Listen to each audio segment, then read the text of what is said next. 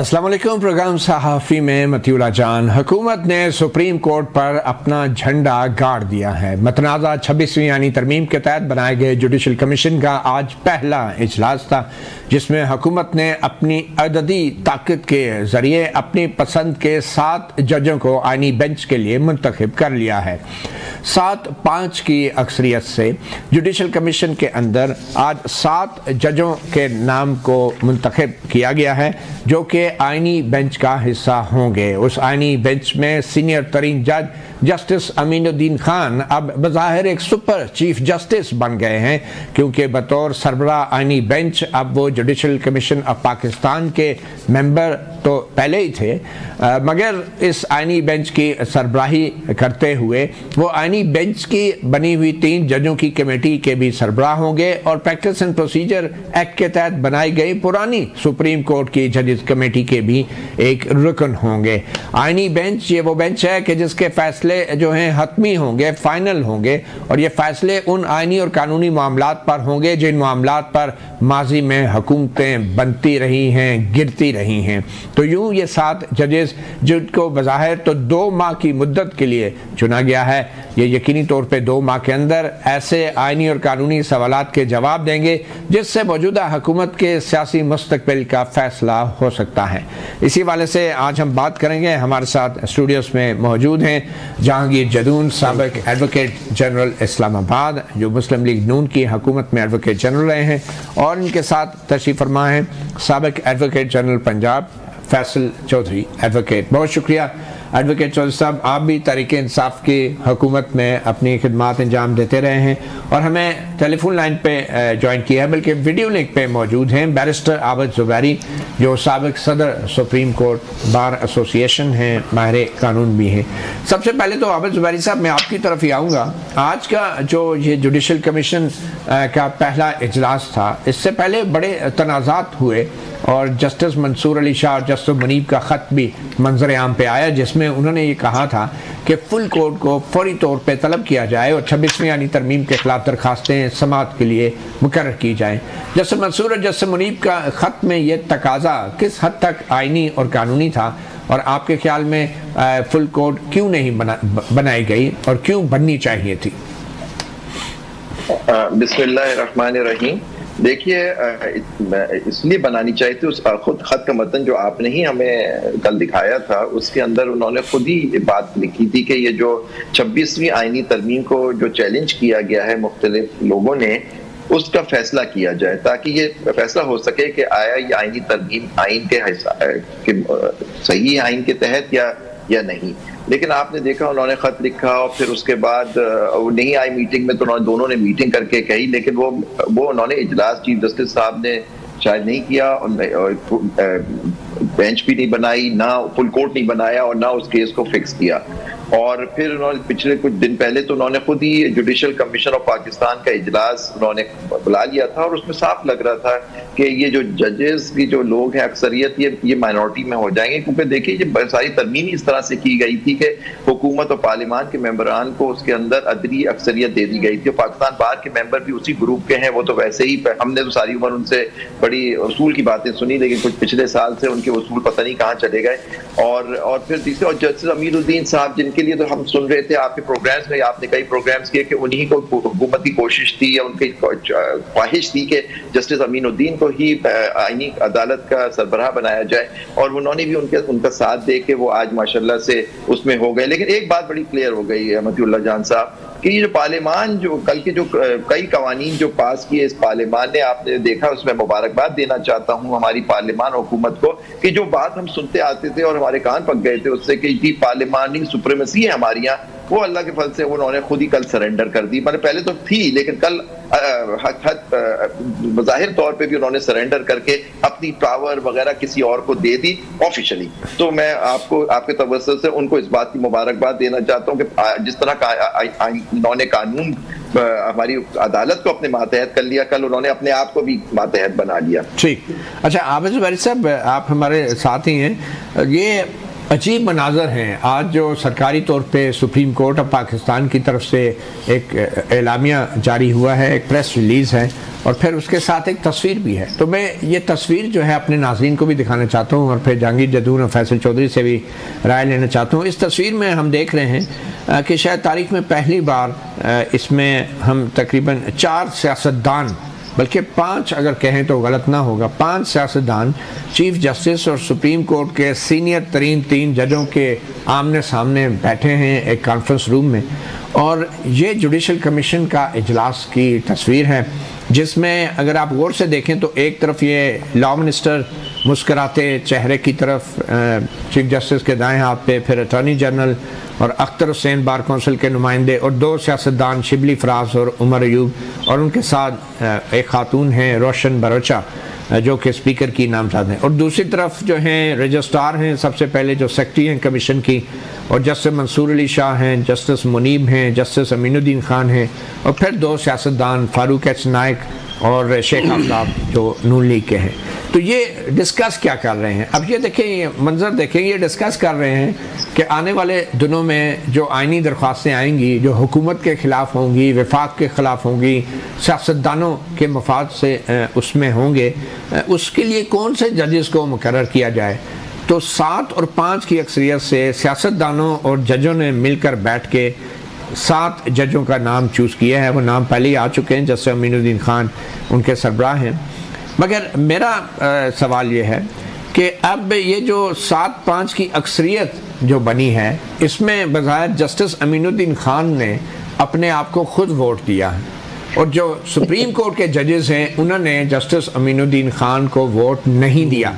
तो जहांगीर जदून साहब, मैं आपसे जानना चाहूँगा, ये कितना अजीब मामला है कि सुप्रीम कोर्ट का एक जज जो है वो अपने हक में वोट दे के आइनी बेंच का सरबराह बन रहा है, और उसके जो साथी 3 जजेस हैं जो उसके साथ बैठे हैं सुप्रीम कोर्ट के, उनमें से चीफ जस्टिस समेत किसी सुप्रीम कोर्ट के जज ने उन्हें वोट नहीं दिया।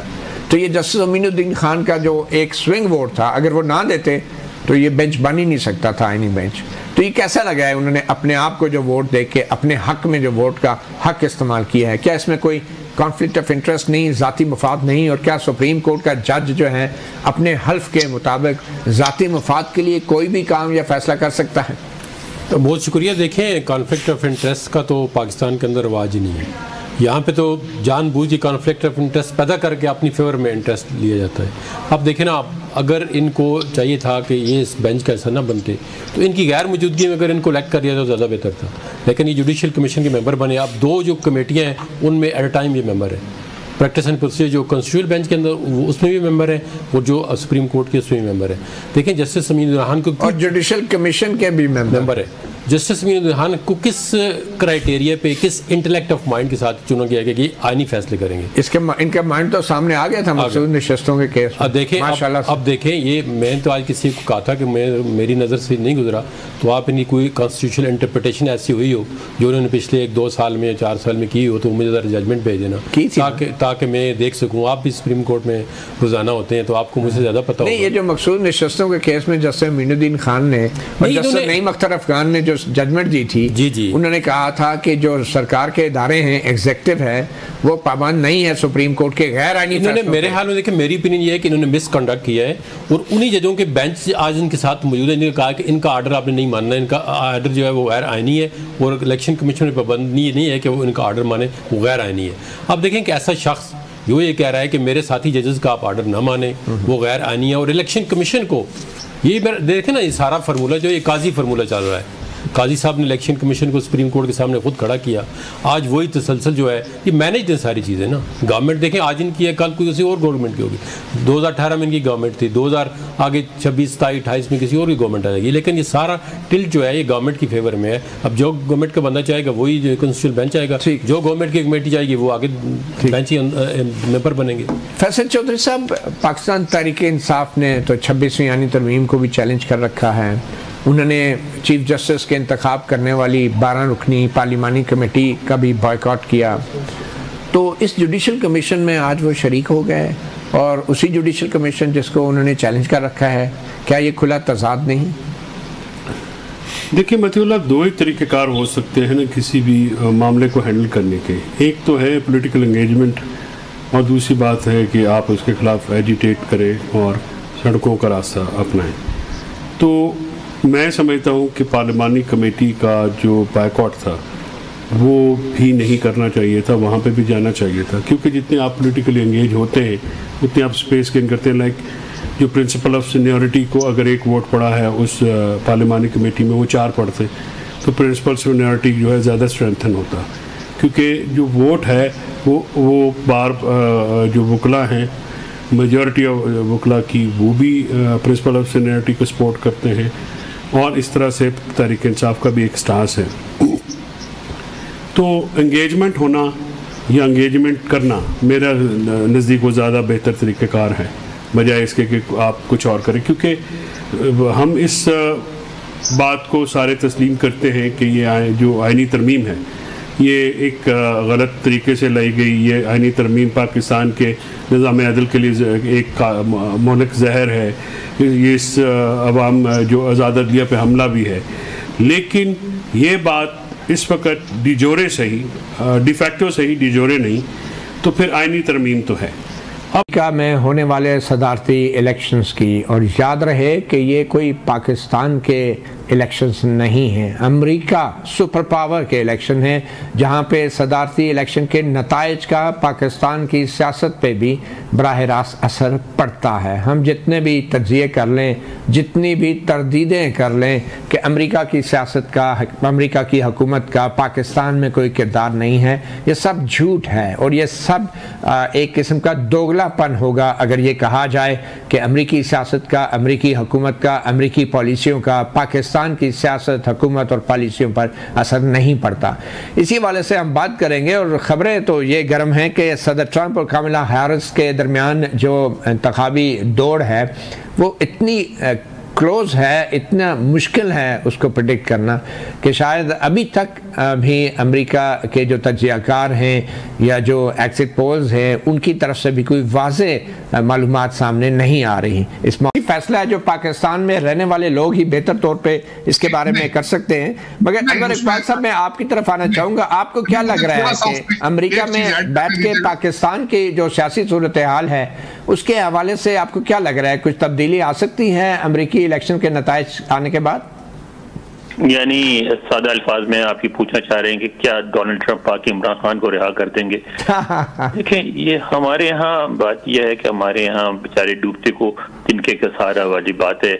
हम ढूंढते रहते हैं कोई ना कोई सहारे, ना सिर्फ हुकूमत बल्कि हमारी सियासी पार्टियां भी, हमारे लीडर्स भी सारे। इस वक्त ये जो इंतखाबात हो रहे हैं इस पूरे अमल में पाकिस्तान एक इशू नहीं रहा है, अफगानिस्तान भी कोई बड़ा इशू नहीं रहा, उस पर कोई गुफ्तगू नहीं हुई, पाकिस्तान पे कोई गुफ्तगू नहीं हुई।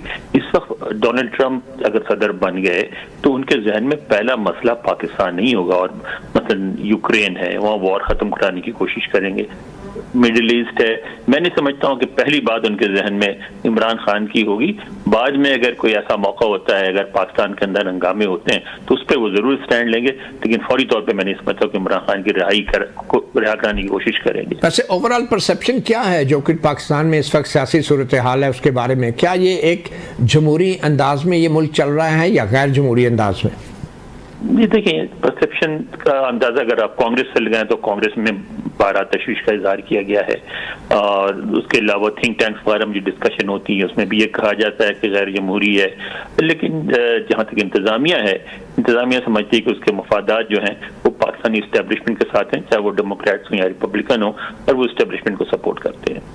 तो इस्टेब्लिशमेंट को सपोर्ट करते हैं। बहुत शुक्रिया। और